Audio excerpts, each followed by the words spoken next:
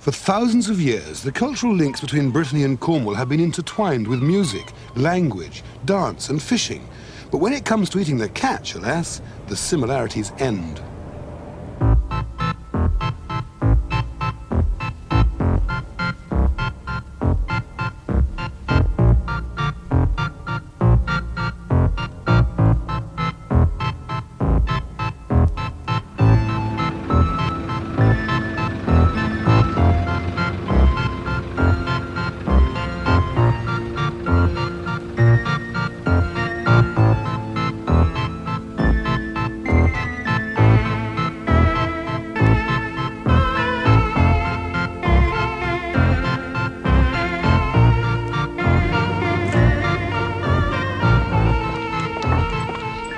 It's okay if you like haddock, plaice and unidentified frying objects, but if you really want to taste the full variety of fish landed in the southwest, you need to come to France. Saint-Malo, for example. Quel dommage, ain't it? Good morning. It's a very, very early morning, but the sun's shining and we finally made it to Saint-Malo. Excuse me if I'm looking a bit rough, but the crossing was, you know, a bit heavy. Anyway, look at this. Fabulous fish market we found. It's quite incredible. I'm afraid it leaves the English fish markets looking very sad by comparison. Look, mountains of beautiful black mussels, like pearls they are. And the cockles, aren't they delightful? Do we ever see cockles in England? Never, never, never, except in vinegar in jam jars. And fresh prawns and shrimps, little brown beauties, look at them. Pilchards indeed. We can't be bothered to eat them in Cornwall where they catch them by the ton, but here they are in Saint-Malo, in France, of course. Other white fishes here, really superb little sardines, absolutely magnificent for charcoal grilling, summer evenings and stuff like that. This is just over the top, isn't it? It's wonderful. Dogfish, cooked with a little sort of pink tomato sauce, absolutely magnificent. And skate, ray, cooked with black butter and capers and vinegar, absolutely magnificent. Cod, all of which we can do is dip into batter and deep fry. More mussels. What else is there? There's everything here. Oh, look. Hold tight, hold tight, hold tight, hold tight. Oh, crack and seafood, mama. Shrimp and rice, they're very nice. Hold tight, hold tight, hold tight, hold tight, hold tight. Some seafood, mama. Seams and sauce, and then of course I like oysters, lobsters too. Like a taste of fish. When I come home from work at night, I get my favorite dish, fish. Hold tight, hold tight, hold tight, hold tight.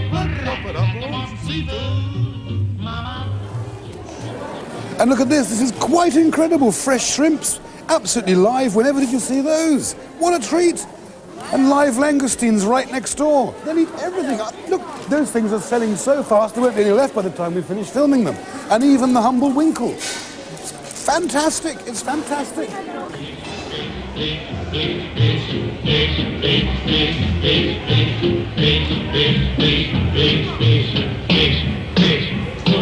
Look, what a plate of luxury. What a table of extravagance. This is remarkable. These are the things I told you about in England, that we send them all to France, and here they are. You don't buy them, the French know what to do. Look, it's fantastic. Live lobsters.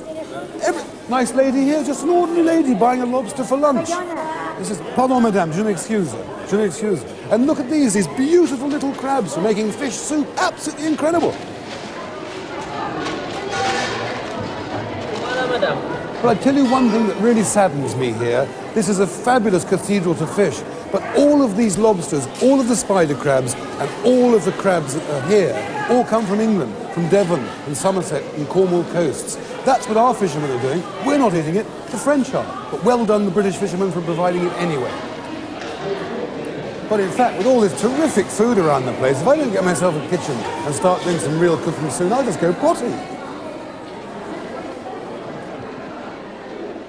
One of the charms of France is the market, and despite the inexorable advance of the hypermarché, street trading is still where it's at.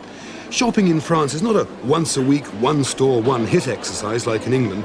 They shop daily for freshness and choice, touching, smelling, testing the produce before they plan a menu. What a wondrous place. homemade sausages, fresh vegetables, a side of beef, a fish head, or just a bone for stock. It's all available here.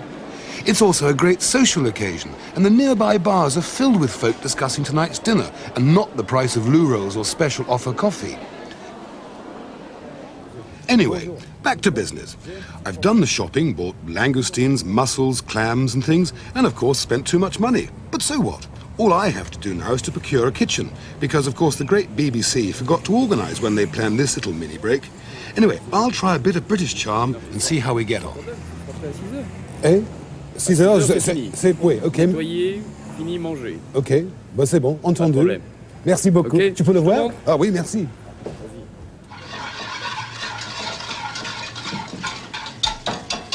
So you're still with me. If shopping around the place wasn't enough, but actually you can't do much with me now because I've borrowed this superb kitchen, and at 6 o'clock the chef is coming in, and I'm going to prepare a meal for him of mussels and langoustines and stuff. But so that you can see that properly on film in a moment or two, I have some basic homework to get going with. So if you excuse me, I've got to do my little bits of preparation and get a few things happening here. If you want to watch, you're very welcome, but I can't really spend too much time with you at this precise moment. But what I can say is it's an absolute thrill to be let loose without any questions or complaints in one of these fabulous French kitchens. But I do have work to do. Jacques, I wonder if you could... Tu peux m'aider un peu, s'il te plaît? Tu peux les ouvrir, les... Sans problème. Les trucs là. Je crois qu'ils sont... Attends, je vais te prendre. It's really good fun, this television lark. Look, I'm talking to you, and yet I'm talking about something completely different at the same time. Anyway, I'm just making a rather standard white sauce with butter, flour and milk. You know, something you've all done before. So why don't you go off and work up an appetite?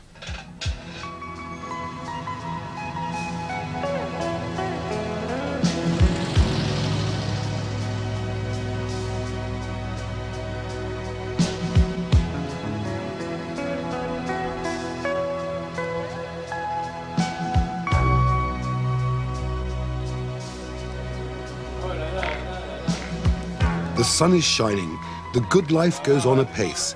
Gently working up an appetite, these boule players will soon drift off to eat, after they've argued the subtleties of the last game. Life, like lobsters in France, is on the street, but at noon everything stops for food, and restaurants will fill with dustbin men and grand dames, who will munch with enthusiasm plates of crab, scallops, clams and sole, and clean their plates with bread and suck again on a claw.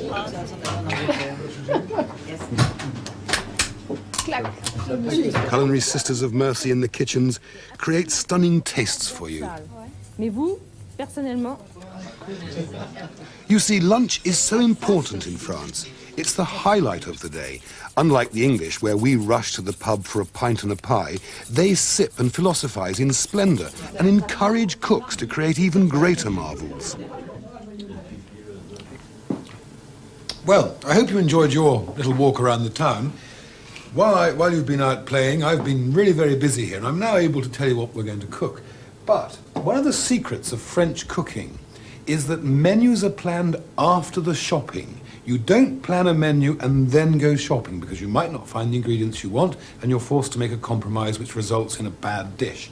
So if you're drifting past like I was this morning, and you saw good mussels or good langoustines, you buy them, then you plan a menu. So today's menu, the one we've planned, is to use these langoustine, and I'm going to cook them in a piquant tomato sauce. Now the tomato sauce, which is going to go with them, is a fairly complicated thing. You need to use a liquidizer, and you need to use sugar and chopped shallots and stuff like that. It's a detailed recipe that you can get from any cookery book, or particularly mine, Floyd on Fish, when it comes out fairly soon. And I've cheated a bit because I got Jacques' chef to already make my tomato sauce for me. Clive, this is quite important. If you can come in close to see, that's a very smooth, freshly made tomato sauce. Just make that, use a cookery book, use a recipe book, have some of that ready. Okay, our other ingredients, Clive, this is a bit tricky, you've got to wander around a bit, are going to be some finely chopped shallots and some finely chopped parsley. Okay, Jackie's been very busy doing me some garlic, which he's taken the little coarse bit out of the middle, and we shall chop that up. Not too finely, really, just to crush it to get the flavour from it. Okay, we need equally some olive oil. Doesn't matter what mark, but it must be olive oil, incidentally. Corn oil will spoil this dish. And a little bit of hot pepper sauce or something to really G up the flavour of it. Okay, you've got all the ingredients. I've had a lovely morning so far shopping. I'm desperate to get on with some cooking. So if you can, you know, if you need to take a break, Clive, for a second or whatever, I'm going to the stove, follow from you can, and I'll start cooking this wonderful dish. Which is, first of all, into a large sauté pan, a good dollop of olive oil. Then we're going to chuck in our little shallots. Note as usual, and as always, I have the pan hot already. Always start with a hot pan, otherwise things will boil and not fry, and we want these to fry. Then in go the langoustine, like that. Sorry to cut across you. Little mixture of salt and pepper. You know, there's a point of honour at stake here because I have got a cook supper for these rather brilliant chefs, and I want this to be the best langoustine I've ever made, and I'm going to jolly well ensure that it is. Then, let's be a bit extravagant, if I can find it.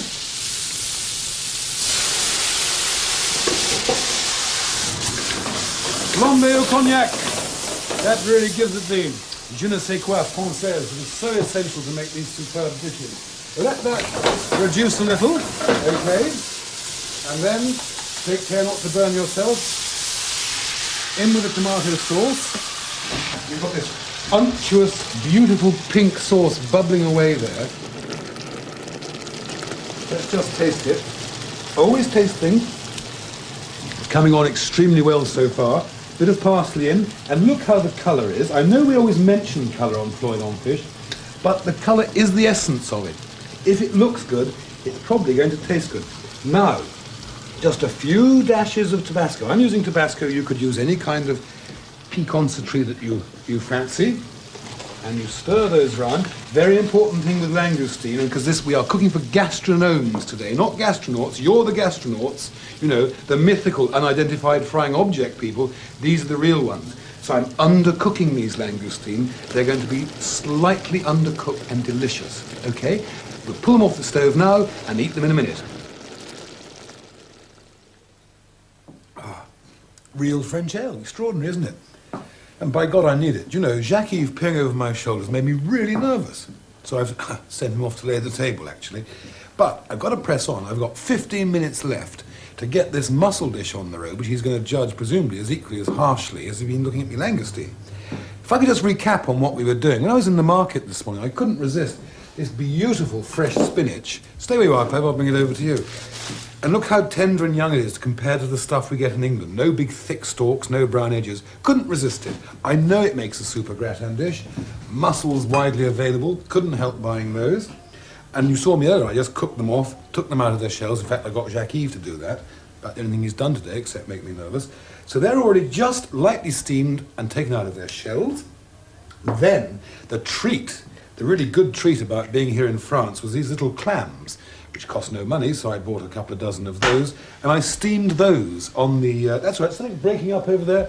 Can I have an assistant? Producer, do something sensible. Take that off, it's going to break. And I couldn't resist buying these clams, steamed them open on an open tray on top of a hot oven. So I've got those, which I'm very pleased about. And then also earlier on this morning, you saw me make my bechamel. Well, everybody knows how to make a white sauce. That's what it is. Butter and flour and milk. Except I'm going to make it even richer in a moment by adding some egg yolk and some double cream. I cook my spinach in the normal way, which I'll bring over to you, Clive. It's a bit hot and difficult in here, isn't it? And that's been cooked right down with no liquid at all. So now, if you'll come with me, I'm going to whack this in the oven and give it the gun. Because I want to get back to being Floyd on Fish and not frightened of these Frenchmen. So, come with me. Come in. We haven't got a lot of time. Hold on that. We've got the producer working. This is absolutely amazing. I hope it hasn't burnt your fingers, darling. Has it burnt your fingers? He's actually in pain, holding a very hot dish. Clive, can you come in close? Clams in there. Don't worry about me at all. Just watch the processes here. The clams, the mussels, the spinach, a little bit of the bechamel. Okay, then that's on a fairly hot heat. We stir that in. It looks a bit strange at the moment, green and going cream. Now, stay where you are, because double cream into that to make it really extravagantly rich. Then, the coup de grace, as we could say, is some egg yolk stirred in. Now, if I can have my producer back with the dish. Stay with it, Clive. Don't leave us now. We've only got 10 minutes before the real chef comes in, and the pudding is going to hit the fan, as they say. I think that's how they say. Pudding is going to hit the fan. Tip this into a nice oven-proof dish. Doesn't that look delicious? Actually, stir it around so the clams and the mussels and the sauce are all equally distributed. In fact, I haven't got it too equally distributed there, so I just stir it around a little bit. And then I've got some what we call fromage râpé, grated Gruyère this is, but you could use cheddar as long as it was very fine, but try to stay with the authentic flavours. Okay, that is the dish, and now it has to go into the oven for about 5 or 10 minutes, a very hot oven, mark you, or under the grill for 4 or 5 minutes till it browns slightly. I'll do that straight away, because time is pressing on. Jacques-Yves is going to be back in a moment. He's laid the table. His assistant chef is coming, his wife's going to be there. This is the first time, honestly, that I have cooked in France for French chefs in the way I'm doing it now. Is it going to be a winner or a loser? We'll see in a moment.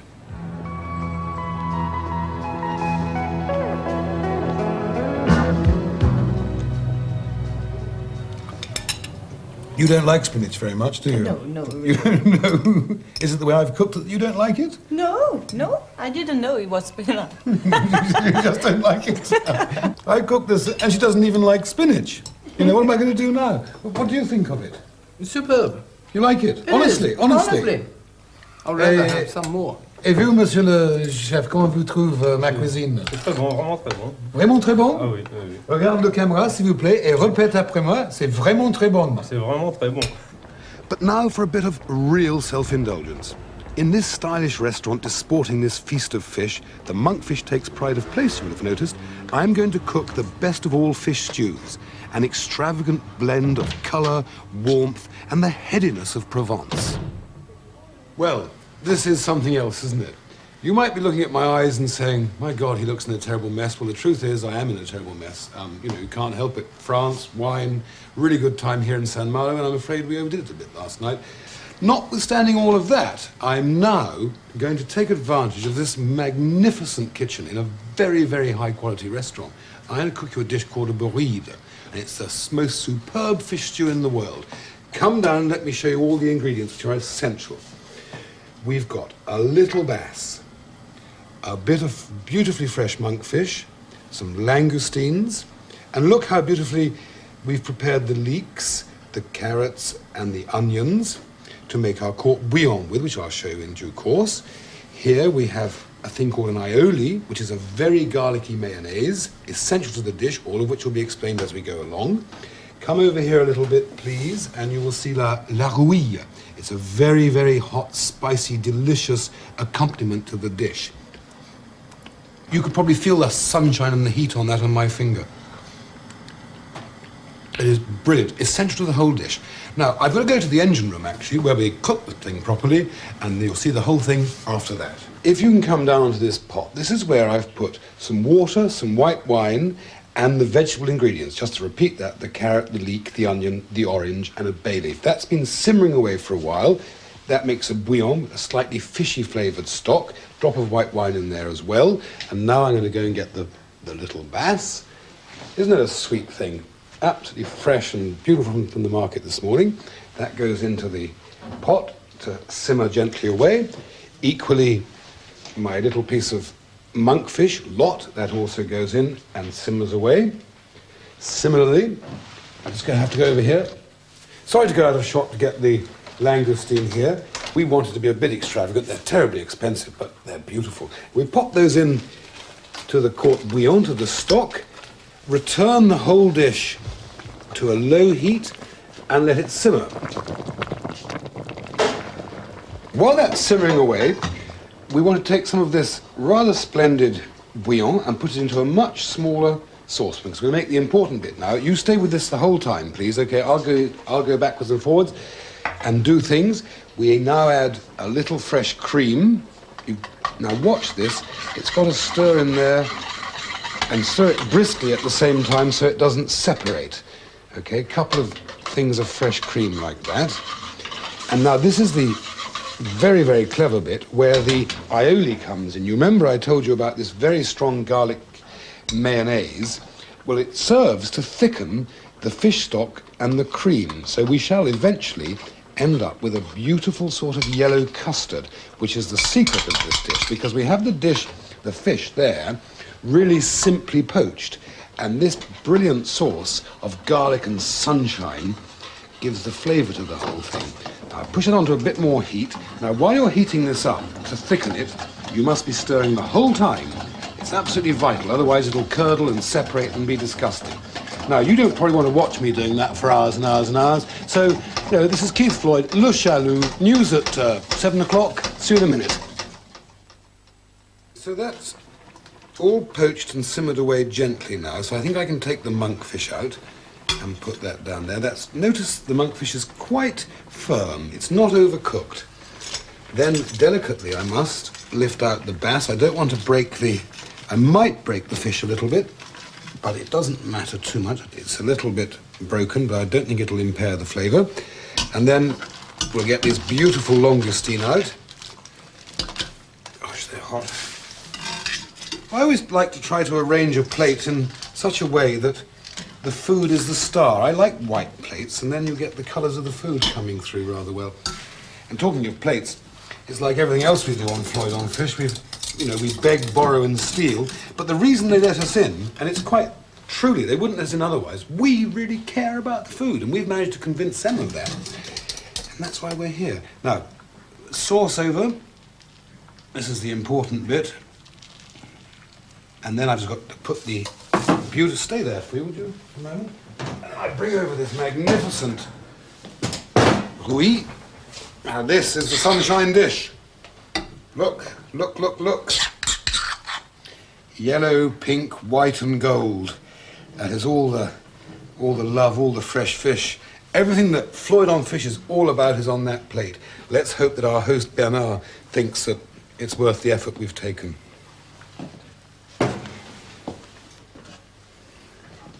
So, there is the proof of the pudding, we hope. And Bernard, merci beaucoup pour la cuisine. C'est très gentil à toi. Mais je sais bien que tu parles anglais. Oh, a little. A little. Just English. a little. Excellent. This is Bernard, who runs the Chalut restaurant in Saint-Malo, which you can see, who's lent me his kitchen. He only cooks fish. He's a fabulous fish cook. Please taste it. Tell me what you think. My reputation is on the line here. In fact, I'm going to withdraw. I'm frightened to watch. I can't bear it.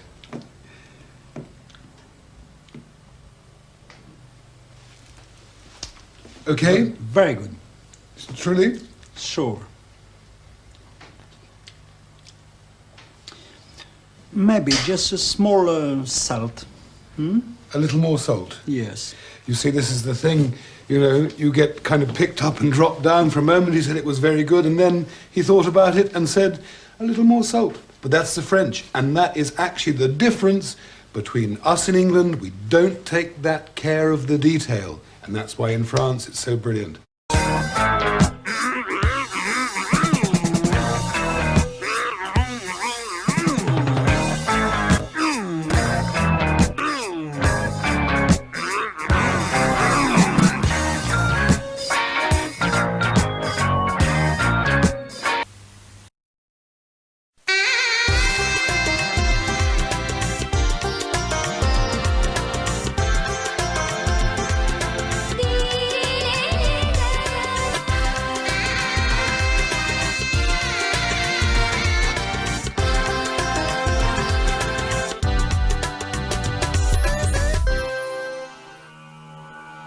Udaipur, Rajasthan. It, like Cochin and Kerala, is known as the Venice of the East. It is the land of the once powerful rulers of Rajasthan, the Maharanas, who lost that power when the British left India. But now, this exotic state with its fine palaces has become a popular tourist destination.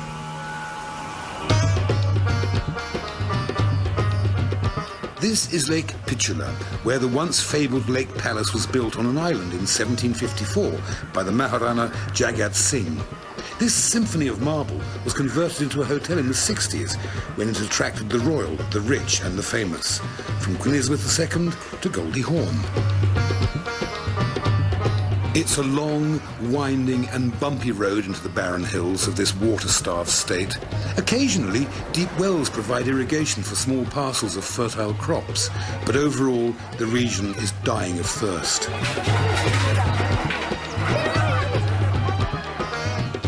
In this remote village of Imni-Pura, 250 souls of the Bil tribe eke to living, but now, because of the continuing drought, the men have left the fields for the mines.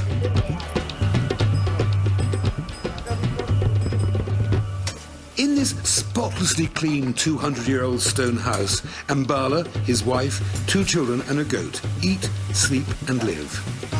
While his wife prepares a simple curry of onions and chilies, Ambala is making rotis, or bread, called chapatis. And in the corner, while the newest arrival slumbers in her basket, Ambalal's mother is quietly grinding corn, with a serene acceptance that their daily routine has been turned upside down by a visiting film crew. Despite the harsh, dry climate which hampers the production of crops, Rajasthani cuisine is very varied. Though most villagers will eat lots of corn, lentils, beans and vegetables enriched with ghee and buttermilk. But, throwing the budget to the wind, I elected to splash out on some exotic kebabs and a sumptuous mutton curry. It's such a nice day, I thought we'd have a barbecue today, but a Rajasthani barbecue, Indian barbecue. First thing I'm going to do is some chicken with ground ginger and garlic, fenugreek seeds, cinnamon powder and salt and hung yogurt. Now this means yogurt they've put into a muslin sack so all the liquid's drained out of it and it's quite thick. First I'll add fenugreek seeds, some ginger and garlic puree, then some ground cinnamon and some salt. Mix that all together and then tip in the chicken pieces into that. Normally you'd put that in the fridge for about an hour and then put them onto skewers. The second one, very similar but different flavours altogether, is a fish one. Again, with pureed garlic and ginger goes in. A tablespoonful of gam flour, which is in fact the flour from ground chickpeas. Some chaat masala, quite a tangy mixture of spices. You can buy it in the Asian shops very easily. We mix all that up together. A bit of lemon juice.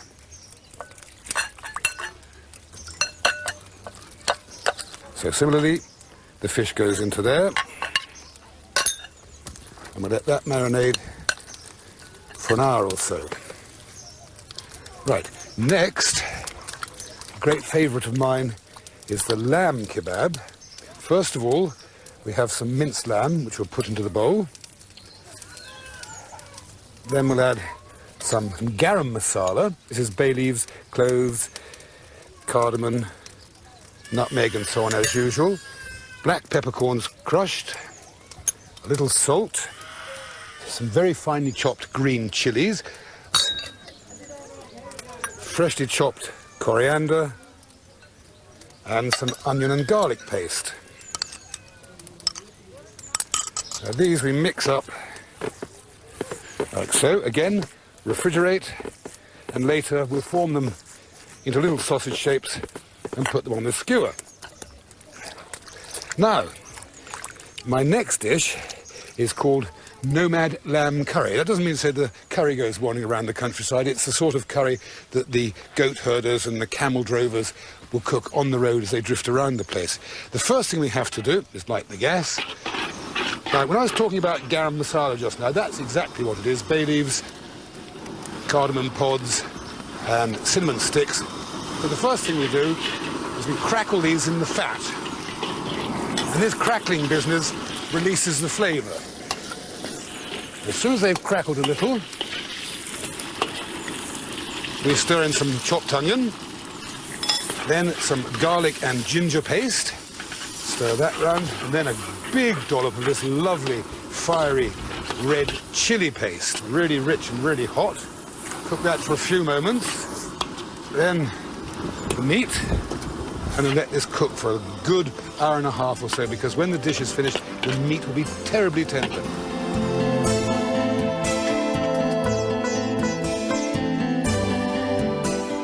So, the meat and the fish have marinated. I've put them on the skewers. Now we just have to cook them. One more lamb, then finally the fish. Now, while they're cooking, a really delicious relish or pickle to go with any kind of barbecued meats or fish is a mint and apple chutney. It's very simple. Fresh mint leaves, fresh coriander leaves, green chopped chili, and some apple in lemon juice. So I put some coriander and some mint and some chili into there. And then we'll add some apple and lemon juice into the little bowl, press the button and whisk it for a few seconds. We'll whack in the rest of it, the rest of the apple.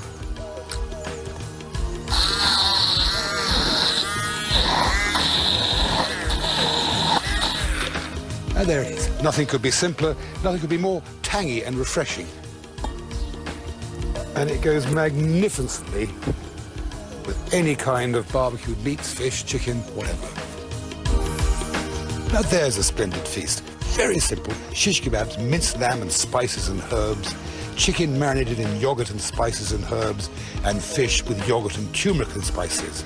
Absolutely delicious. Terribly simple. Lemons and onions. And a very rich, very tender, but very spicy, slowly simmered nomadic lamb curry.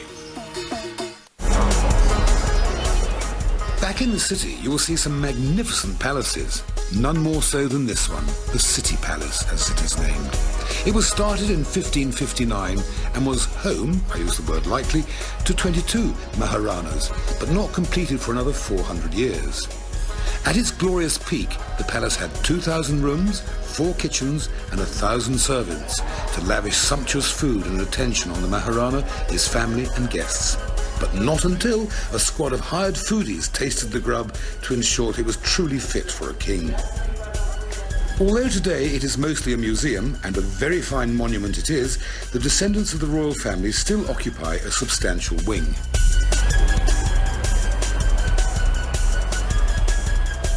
In my travels around the world, I have seen more markets than I can remember, and only a few remain in my memory. But the 300-year-old Dan Mandi, translated means grain bazaar, will be amongst them. The sacks of deep, bleeding red-hot chilies, the outstanding variety of vegetables, the huge bowls of rice, pulses and corn, the gentle mayhem as porters push carts through the torrent of scooters, the cows that amble unconcerned, thinking their cow thoughts, hoping to find something to munch, the startlingly beautiful colours of the women's saris, and the smiling faces of the children create the essence of this wonderful region. It's a great place for my next sketch. My first dish this morning is a typical Rajasthani dish called murg kadhi, which is chicken cooked in yogurt sauce. To make the yogurt sauce, we have fresh yogurt mixed with turmeric and chickpea flour, and it ends up looking like that. And of course, some pieces of chicken on the bone. Then we have ground coriander, fresh ginger, fresh chilies, chili powder, dried chilies, pepper seeds, coriander seeds, curry leaves, onions, and tomatoes. The first thing we have to do is crackle the mustard seeds and the coriander. So we add a little oil into here.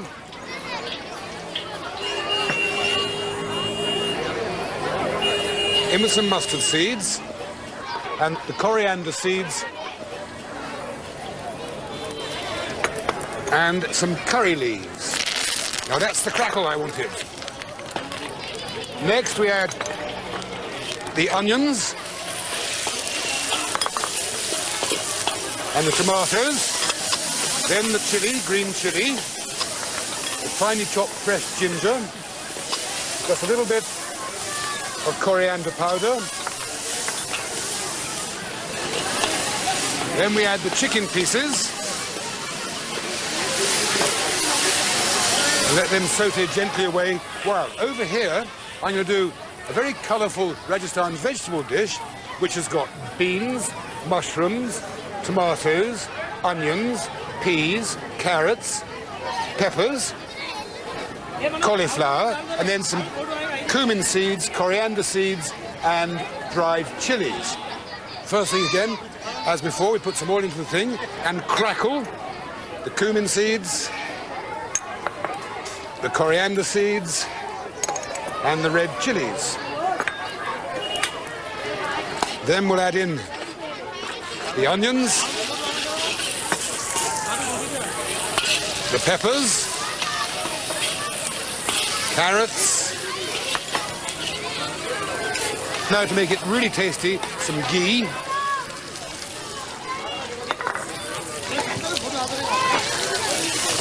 Cauliflower. Beans. Tomato. And finally, the green peas. And we let that stir fry with. Meanwhile, over here, give the chicken a stir. At this stage, we'll add some dried red chilies. Meanwhile, these are practically cooked. They should be al dente. It's quite interesting how many Indian dishes are, in fact, very quickly cooked and quickly prepared. And then to finish this dish, we add some tomato puree. And we'll let that simmer away another 10 minutes or so. Meanwhile, the chicken is now nicely sealed. So at this stage, we turn the heat right down, very low, otherwise the sauce will curdle. We now tip the sauce in.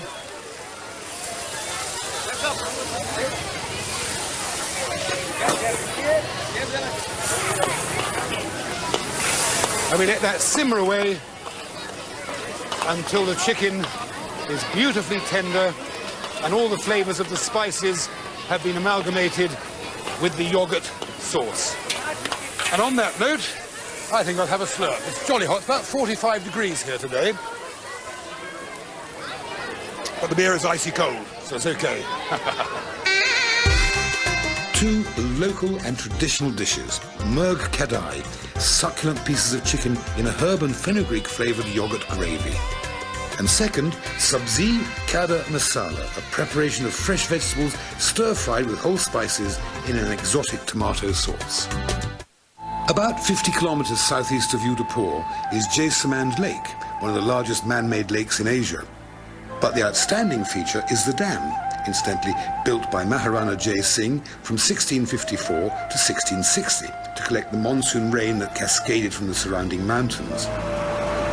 It is a spectacular edifice, a tribute to both the architectural and engineering skills of the 17th century and the Maharana's vision.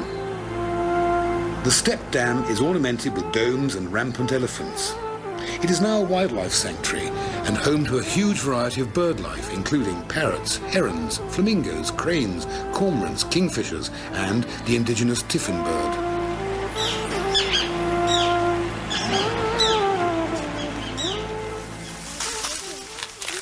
India introduced the world to sugar, made from sugarcane, of course, but charmingly described by Alexander the Great in 327 BC as a type of reed that yielded honey without bees. Here, women are harvesting the cane, and without the aid of mechanization, India produces over 23 million tons a year.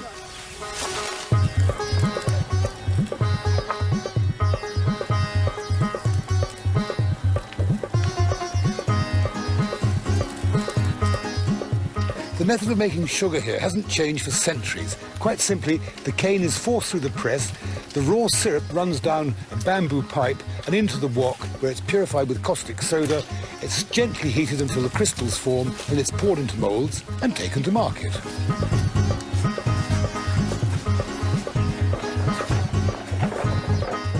The name of raw sugar is called good or jaggery. It's also known as the villagers' sugar because it's very cheap. They use it for making sweets and also for making drinks. The colour of the sugar reflects the type of soil that it was grown in. The better the soil, the darker the texture and the sweeter the sugar will be. But in many parts of the world, this beautiful stuff is bleached to make it white. In streets all over India, vendors sell sugarcane juice, usually flavoured with lemon and ginger for about 4p a glass. The cane is crushed 3 times in belt-driven mangles known as chakhas. Thank you. Well, this is hardly a sugar-free drink.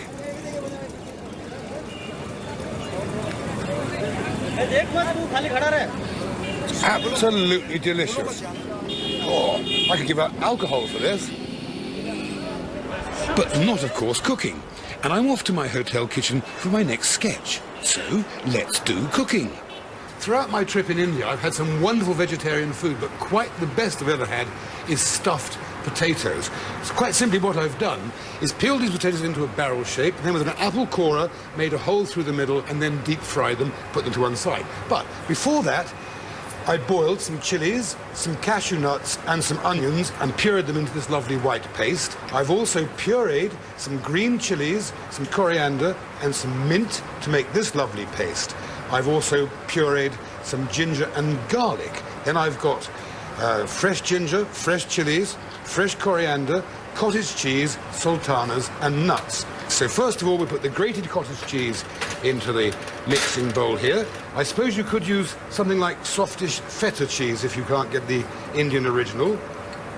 Some sultanas, some toasted cashew nuts, add some chopped ginger, some chopped green chilies, and some chopped fresh coriander, and some cumin powder. Then we mix that up like so, and then stuff the little potato case really tight with this mixture. Push it in as tight as you can get it. So as you can see, I've already done about 8 already, like so. Then we'll heat a little oil in the kadai. As soon as that warms through, we'll fry the ginger and garlic paste. Then we'll mix in the mint and coriander puree, stirring all the while, not too fierce a heat because you don't want it to burn. Then the puree of onions, cashew nuts and green chilies.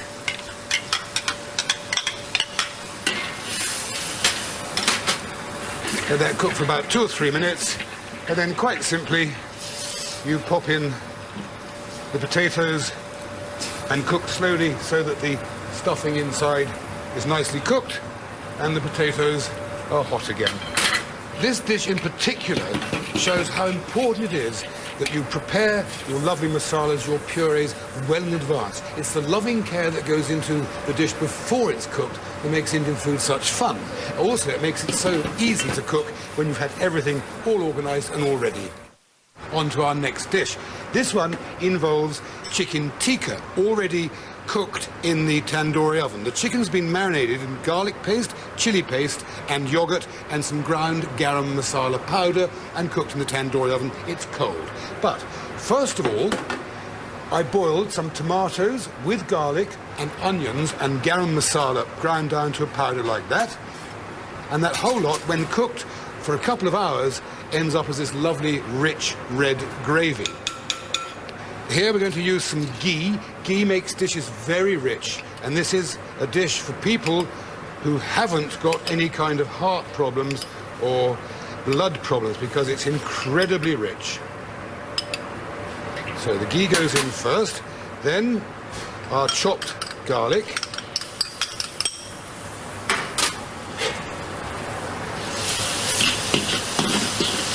Let that take colour and cook through a little while. As soon as that is cooked, we add some sauce, some gravy. Again, I emphasize that it's the preparation in advance. You could do all of this the day before your dinner party very easily. So on the evening, you just assemble it as quickly as I'm doing it now. No sweat at all.